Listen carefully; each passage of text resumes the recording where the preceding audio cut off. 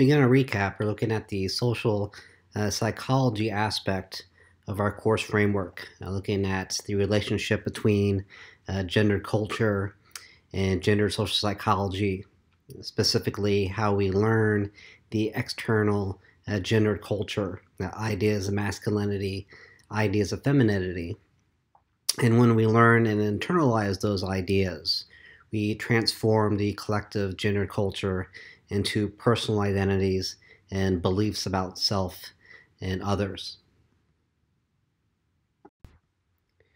So far, we've broken down gendered social psychology into two main aspects. The first being gendered identities, which we can think of as the relationship between gender and our self-concepts. And we've also looked at gender beliefs, which again we can consider to be the assumptions about ourselves and other people as gendered individuals. So when looking at gendered identities, keep in mind, once we kind of gender ourselves, that's when the external cultural force of gender becomes real. It starts to shape how we see ourselves, how we think, and how we act. And we say there's a fluid relationship between gender and ourselves.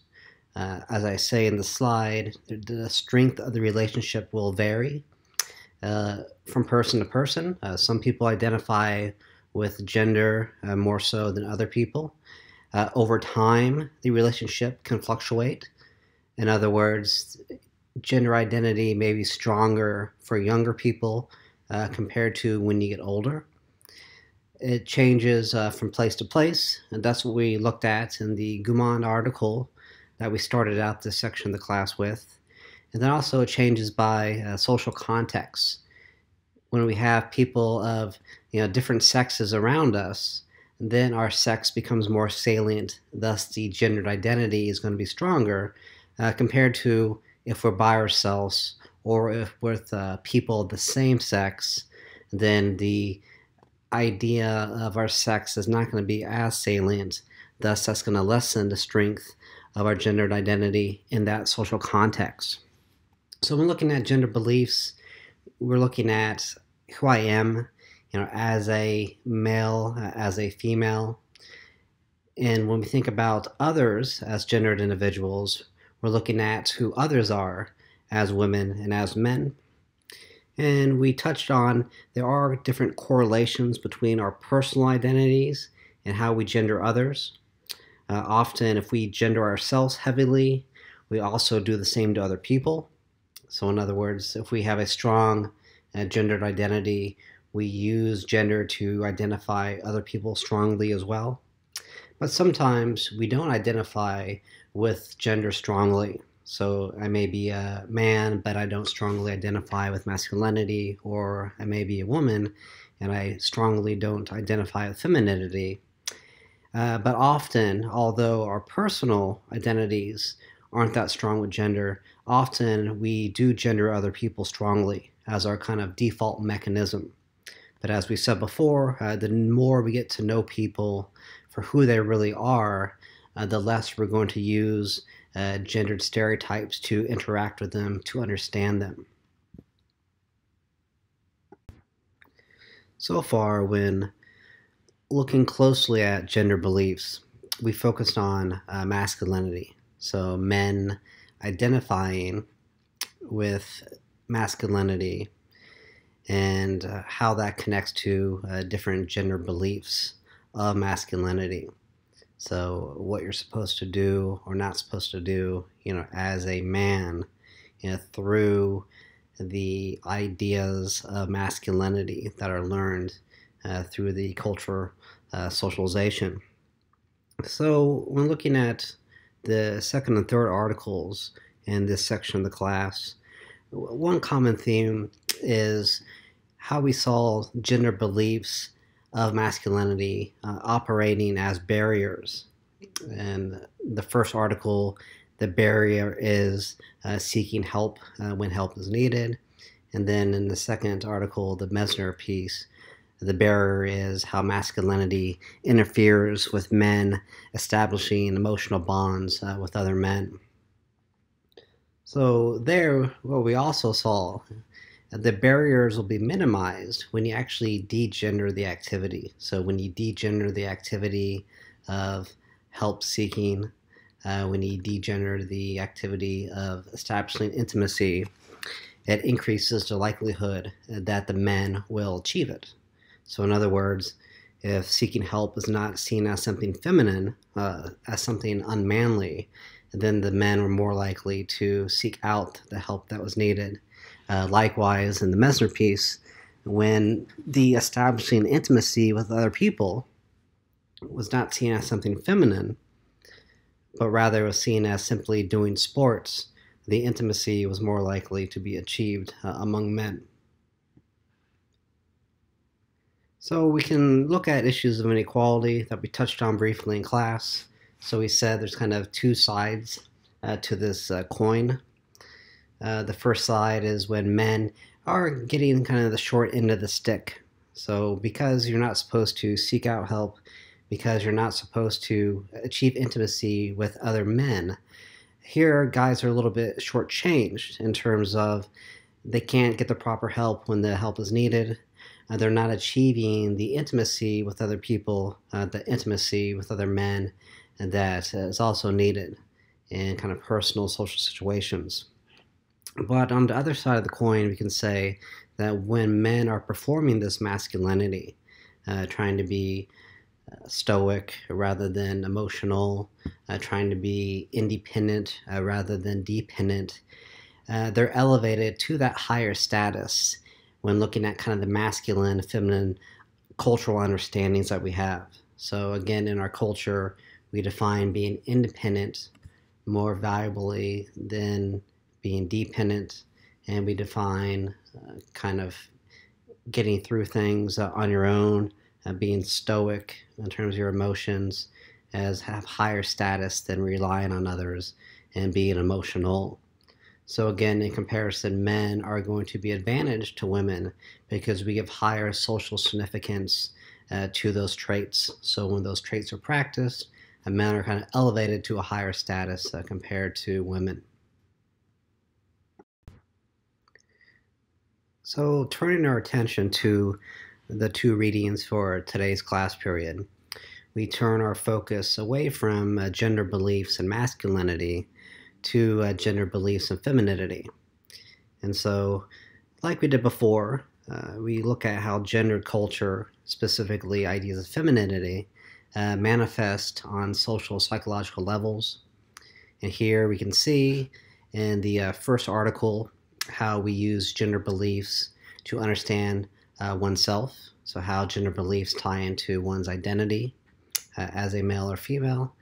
Then also we'll see in the second article how we use gender beliefs to understand other people as men and as women. In the Glenn article, we can look at the connection between oneself and gender beliefs. So as I say in the slide, as a woman, I should look like this.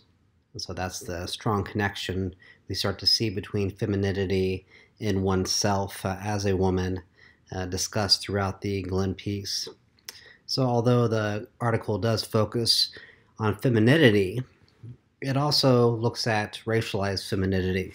So here again we see gender intersecting with other personal characteristics. So we talked about intersections before with age, with class, with sexuality, and here we come back to the intersection of gender and race. So specifically looking at racialized femininity.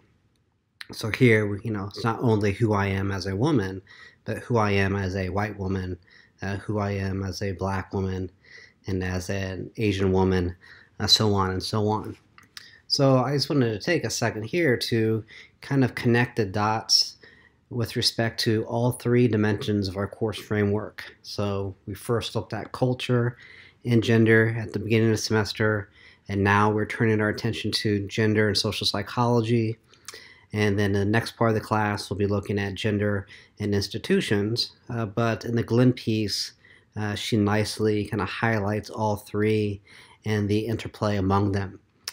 The institutional dimension, we can look at the role of media and the role of the economy that promotes a certain culture, that promotes social standards imposed upon women, and then the social psychology, the beliefs about who women should be and how they should treat their bodies.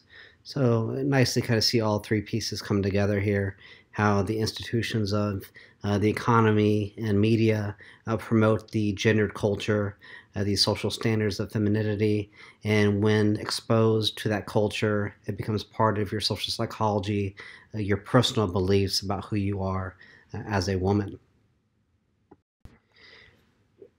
Glenn looks at how one's skin operates as a status marker, and specifically here with femininity, it's closely associated with a marker of one's beauty. And if you have taken my social theory class, this relates to Weber's idea, social status, a marked distinction between individuals. And here the marked distinction is one's skin color. And we can say that skin operates as a status marker in relation to other racial / ethnic categories. So we can build a vertical status ordering when looking at one race versus another race based upon their skin color. And then status also operates with respect to skin color within one's own category. So kind of intergroup comparisons, we would look at how whites and African Americans, for example, and how we subordinate African American skin color underneath white skin color in the United States. And then we can look at the status marker within the same category, for example, among white women, and how certain skin tones, certain skin colors among white women are elevated to a higher status compared to other women are elevated to a lower status. And usually that will look something like if women have a good tan, they'd be elevated to kind of a higher position over white women who look pale.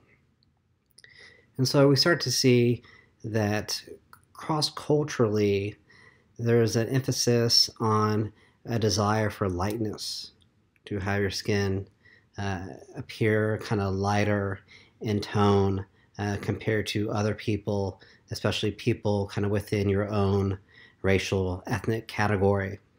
And so in addition to looking at these cross-culture comparisons of the desire for lightness, Glenn also provides us the social, political, cultural histories behind a lot of this desire for lightness. So we talked about this earlier in the semester, how for white women being pale, looking whiter, used to carry a higher status marker compared to being tan.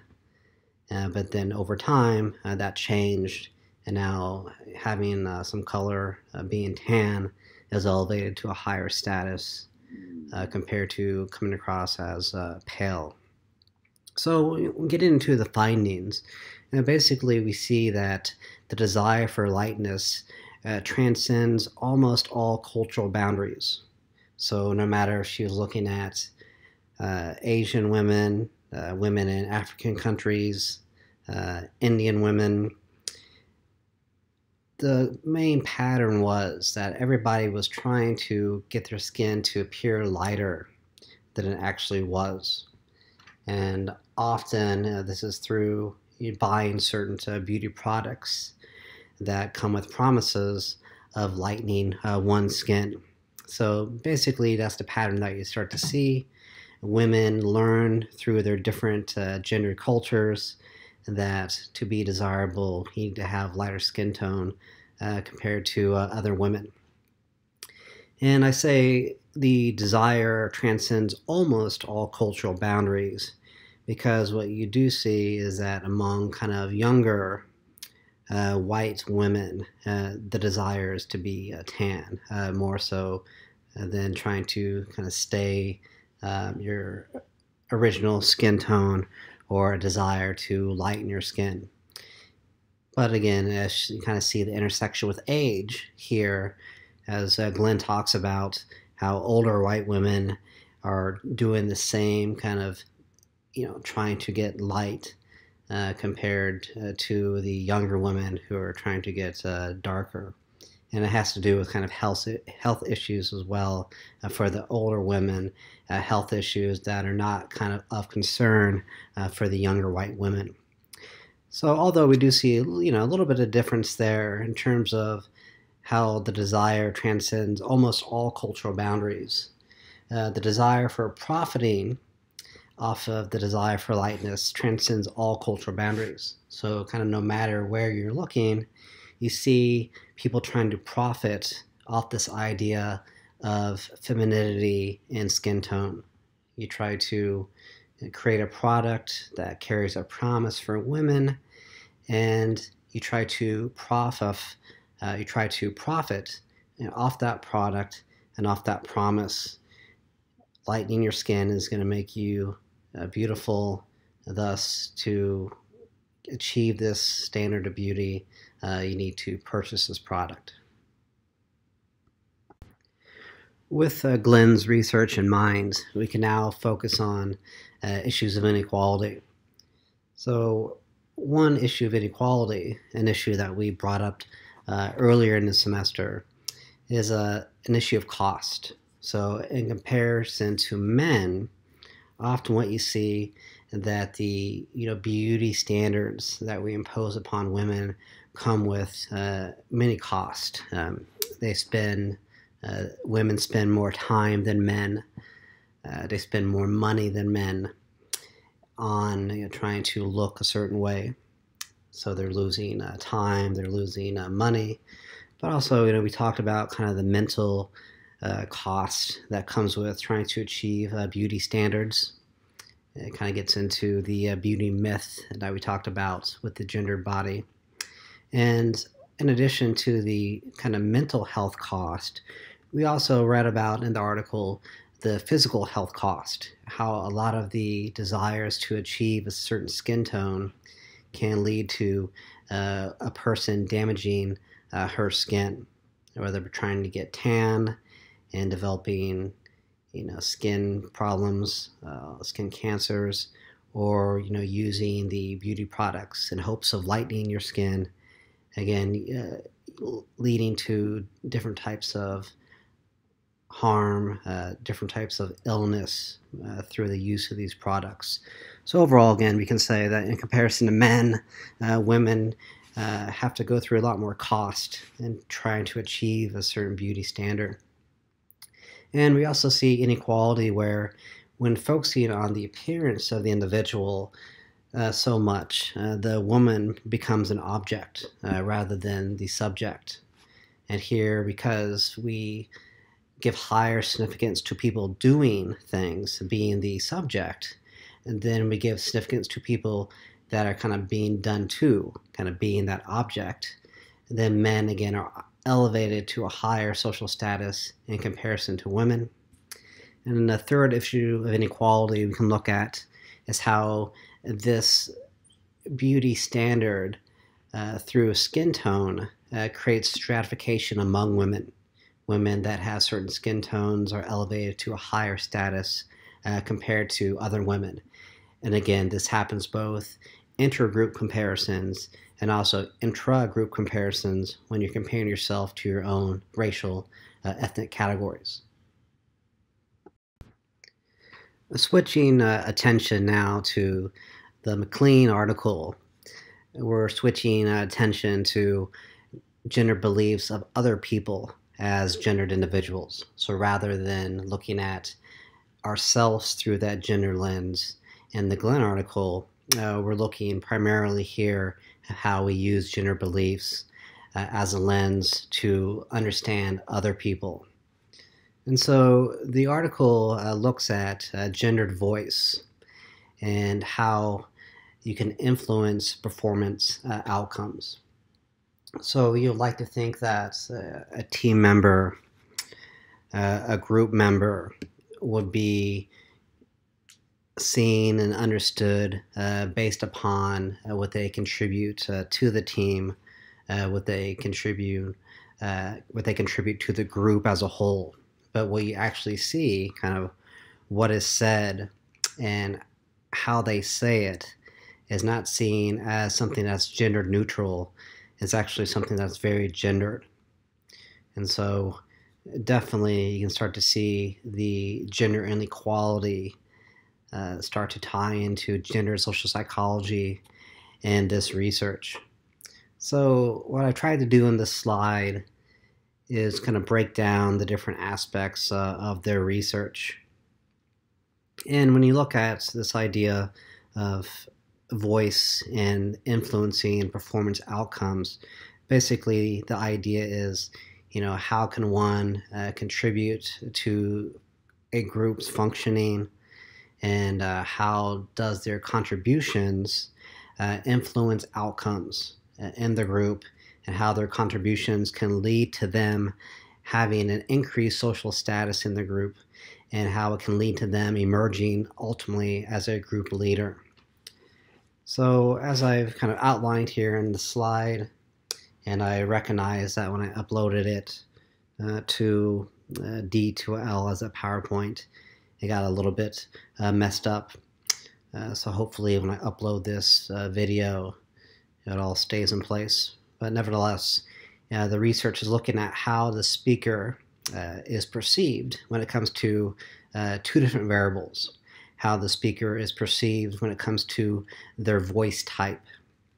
And by voice type here, we're looking at, are you using what's called promotive voice or prohibitive voice? And when you use promotive voice, basically you're using your voice to move the group forward. So get the group kind of getting closer to an end goal. On the other hand, when you look at prohibited voice, this is when people try to kind of slow down a group, or even maybe go backward a little bit in group progress. So that's how we can look at the variable of voice type. Promotive is all about moving forward, getting to the end, where prohibitive voice type is about kind of slowing things down and rethinking things, and maybe even starting over.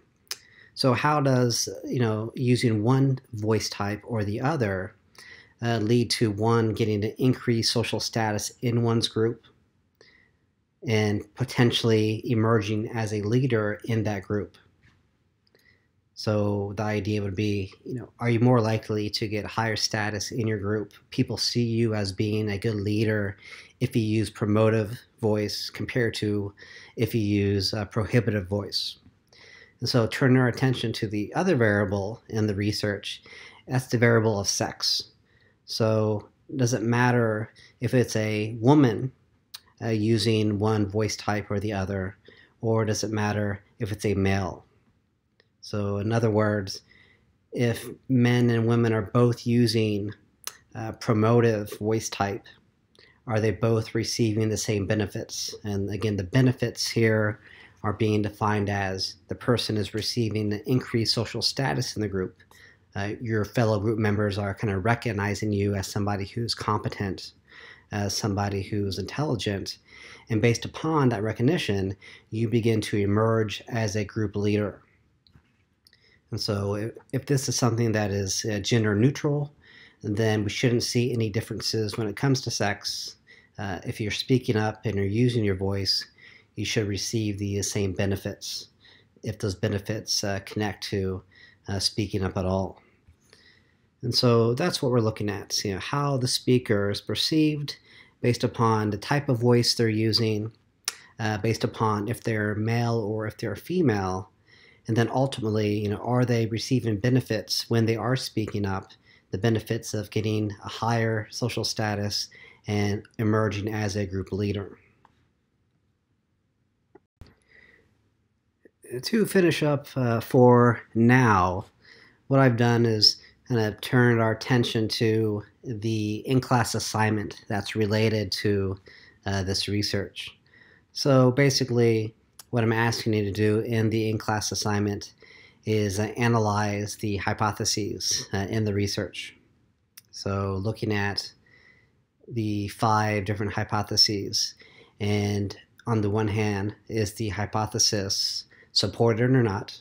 So by supported, we're talking about, did they find what they believe they would find? So if they did find what they thought they would find, we say that the hypothesis is supported. Or on the other hand, if they did not find what they expected to find, then we say the hypothesis was not supported. So I ask you to look at the hypotheses and first say that it was supported or not. Then secondly, explain the result. So why do you think they found what they found in their research? So here again, we'll start to see the influence of gender beliefs when we look at other people. And we'll also see how the use of these gender beliefs can promote the false inequality that we talked about. Inequality not based upon merit, but inequality based upon gender beliefs. So I'll leave that there for now. And again, if you have any question, always feel free to reach out to me.